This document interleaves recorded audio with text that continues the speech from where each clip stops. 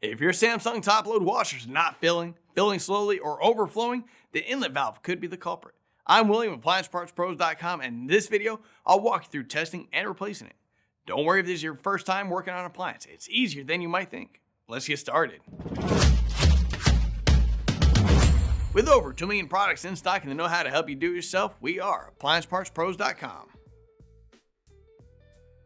For today's work, we'll need a multimeter, a Phillips screwdriver, and a pair of pliers to get the job done. Also, please remember that safety comes first. Always disconnect your washer by unplugging it or switching the breaker off. Grab your Phillips screwdriver and remove the screws securing the console back panel. Separate the back panel from the console and set it aside. Remove the 2 screws securing the console to the rear panel, then rotate the console forward. Plug in the power cord and grab your multimeter.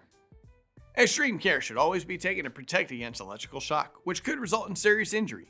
Do not test live voltage if you're uncomfortable using a multimeter around live electricity. Set your meter to volts AC, indicated by V with a squiggly line. Start a fill cycle and test for voltage at the inlet valve terminals. You should see 120 volts AC at the hot valve during a hot water fill, and at the cold valve during a cold water fill. If voltage is present but water does not flow, the valve receiving voltage has failed and should be replaced. If voltage is not present, something else is causing your washer to not fill. If you'd like to know more about how to use a multimeter, we've put together a comprehensive tutorial for you, so check out the link in the description. Stop the cycle, unplug the power cord and turn off the water supply. Disconnect the hose and wires from the valve being replaced. Remove the mounting bracket and Phillips screw. Rotate the valve up and pull it out. Here's the old inlet valve and here's the new one. If you've already got one, great. If not, you can pick one up at AppliancePartsPros.com. Set the valve in place and secure it with the mounting bracket and screw. Reconnect the wires. Rotate the console back into position and secure it with the 2 screws we removed. Reattach the console back panel. Reconnect the hose and turn the water supply back on.